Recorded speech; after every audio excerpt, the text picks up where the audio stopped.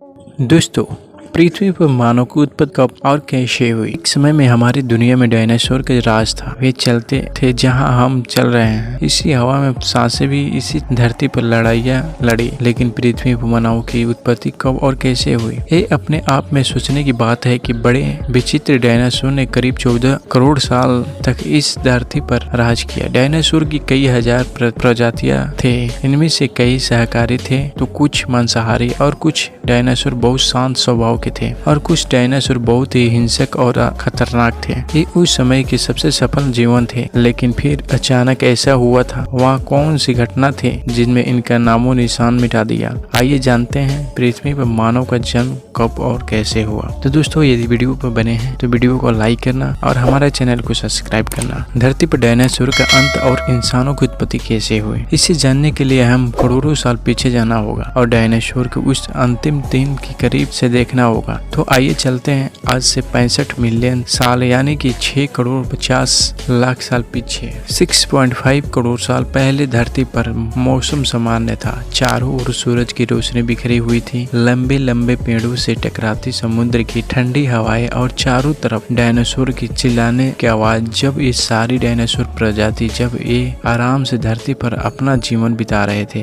तब 10 करोड़ साल पहले ही इनकी किस्मत लिखी जा चुकी थी। 10 करोड़ साल पहले एक छोटे एस्टेरॉयड का टुकड़ा जो दूर अंतरिक्ष से आ रहा था, वह पृथ्वी से लगभग 20 करोड़ मील दूर मंगल और बृहस्पति के बीच क्षुद्र बेल्ट से घूम रहे एक बड़े एस्टेरॉयड से जा टकराया है। इस टकराव से उस बड़े एस्टेरॉयड की दिशा बदल जाती है और वह क्षुद्र गृह बेल्ट से निकलकर सीधे पृथ्वी की ओर 22,000 मील प्रति घंटे की रफ्तार से बढ़ने लगता है। जब ये एस्टेरॉयड पृथ्वी से 3,84,000 किलोमीटर की दूरी पर था, तब शायद धरती से डायनासोर का अंत न होता। यदि यह एस्टेरॉयड पृथ्वी के उपग्रह चांद की टकराता, लेकिन नियति की कुछ और ही मंजूर था। इसलिए यह बड़ा एस्टेरॉयड चांद के बहुत नजदीक से गुजर गया। 40 किलोमीटर की व्यास वाला से ट्रिलियन मेट्रिक टन का ये एस्टेरॉयड प्रत्येक सेकंड के साथ साथ पृथ्वी की रफ्तार बढ़ता जा रहा था। ये एस्टेरॉयड जब पृथ्वी के वातावरण के संपर्क में आया तो इसकी रफ्तार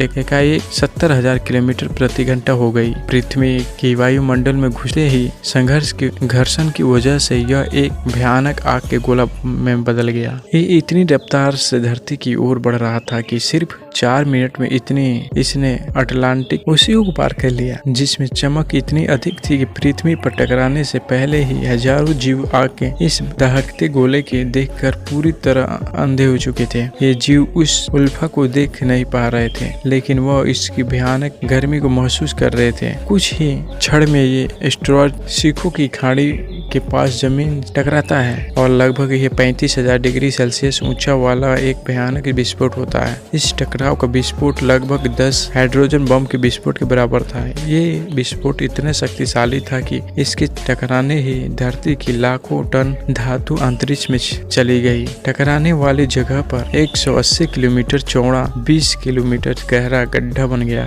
विस्फोट के कारण इस गड्ढे का सारा मेटल और पत्थर आसमान में धूल के बड़े बादल में बदल गए। 16 मिनट 40 सेकंड बाद जमीनी टकराव की वजह से धरती के अंदर चारों ओर 12.1 तीव्रता के भूकंपीय तरंगे उठने लगी। इस वजह से समुद्र में विशाल कांप लहरों का निर्माण हुआ और एक के बाद एक सुनामी के लहरें चारों तरफ बढ़ने लगी। भूकंपीय तरंगों के सभी सक्रिय ज्वालामुखियों को दहका दिया, जिनके कारण जगह जगह डायनासोर का विनाश शुरू हो गया। धरती के महाविनाश की प्रक्रिया आरंभ हो चुकी थी। मानव का इतिहास कितना पुराना है। इस भयानक विस्फोट में रेडिएशन की मात्रा इतनी बढ़ गई कि इसके 80-800 किलोमीटर के दायरे में आने वाले सभी जीव जंतु जलकर पूरी तरह राख हो चुके थे। इस महाविनाश में उड़ने वाले डायनासोर जमीन खतरे से तो बच निकले, ये तो महाप्रलय की शुरुआत मात्र थी। विस्फोट की वजह से जो लाखों टन मेटल धूल और पत्थर अंतरिक्ष में गया था, ठीक 40 मिनट बाद आग के गोले के रूप में वे धरती पर बरसने लगे। साथ ही धूल का एक बहुत बड़ा तूफान 6000 किलोमीटर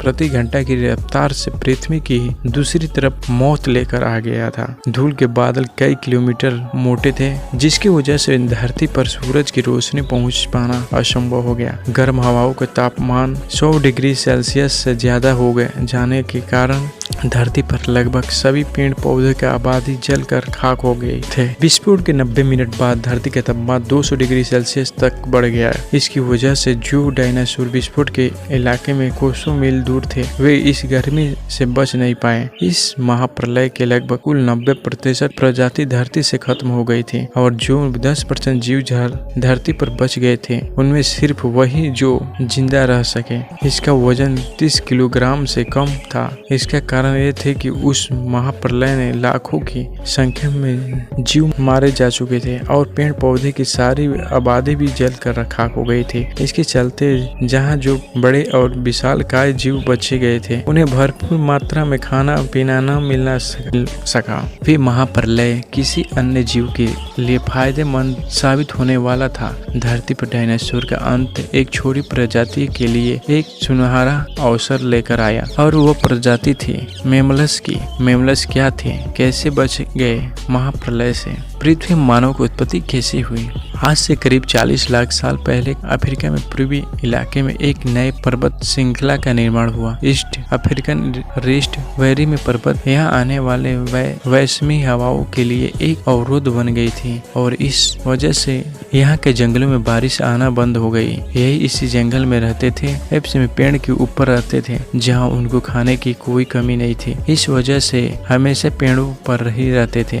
लेकिन अब यहाँ समस्या के साथ साथ सूखा पड़ने लगा। बिना बारिश के जंगल पूरी तरह साफ हो गए। एप्स के लिए खाने की समस्या उत्पन्न हो गई। खाने की तलाश में इन्होंने पेड़ से उतरने की निर्णय लिया। जो थे ये हमारे पूर्वज हैं जिन्होंने बहुत बड़ा निर्णय लिया था। इनका दिमाग एक संतरे जितना बड़ा था और आकार में 4 फीट लंबे होते थे। कई हजार साल के विकास खंड के बाद हमारे पूर्वज अब 2 पैरों पर चलने लगे, जिससे ऊर्जा कम खर्च होती थी। आदिमानव कितने वर्ष पहले थे तथा धरती का पहला मानव कौन था और वे चलते हुए भी खा सकते थे। अब इनका दिमाग भी तेजी से बढ़ रहा था। वे धीरे धीरे होशियार बन रहे थे। समय के साथ साथ विकास की प्रक्रिया चलती रही। हमारे पूर्वज धीरे धीरे विकसित होने लगे और इनका दिमाग भी धीरे धीरे बड़ा होने लगा। इस समय के साथ साथ इनका पत्थरों से हथियार बनाना सीख लिया। अब शिकार करना काफी आसान हो गया था। समय के बीतने के साथ साथ हमारे पूर्वजों ने आग को काबू करना सीख लिया। आग की खोज हमारे पूर्वजों के लिए सबसे बड़ी खोज थी। ये उन्हें गर्मी, रोशनी और अंधेरों में सुरक्षा देती थी और उसी वजह से अब परिवार भी बनने लगा। हमारे पूर्वज अब साथ साथ रहने लगे। आग में पका मांस चबाने से कम ऊर्जा खत्म होती थी और इसी वजह से ये ऊर्जा अब उनके दिमाग में खर्च होने लगी। हमारे पूर्वजों का दिमाग अब काफी बड़ा हो चुका था। ये थी मानव की उत्पत्ति की कहानी। यदि वीडियो पसंद आता है तो वीडियो को लाइक करना ना भूले और हमारा चैनल सब्सक्राइब करें।